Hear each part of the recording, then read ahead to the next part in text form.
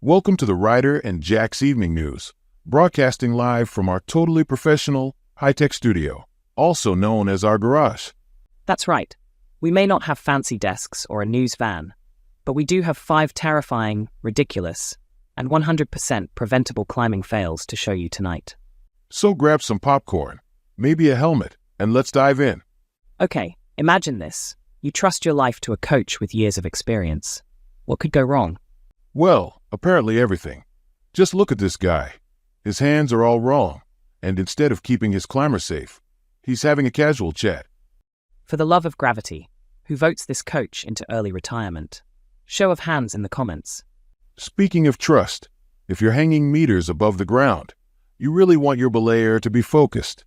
And yet, some people pick belayers with the attention span of a goldfish. Always make sure your belayer knows what they're doing. And maybe don't pick the guy who's still texting while you're halfway up the wall. All right, moving on. Have you ever seen someone nearly fold in half like a lawn chair?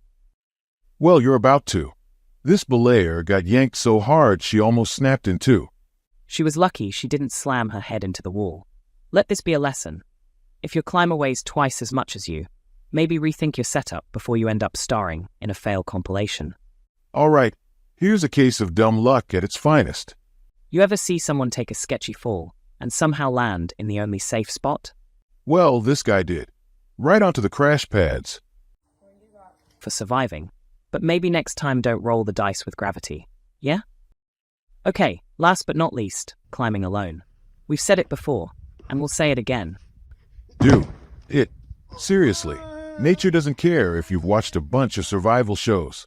Always bring a climbing buddy. A real one. Not just your imaginary friend, or the rock you're about to crash into. And that's all for tonight's climbing fails.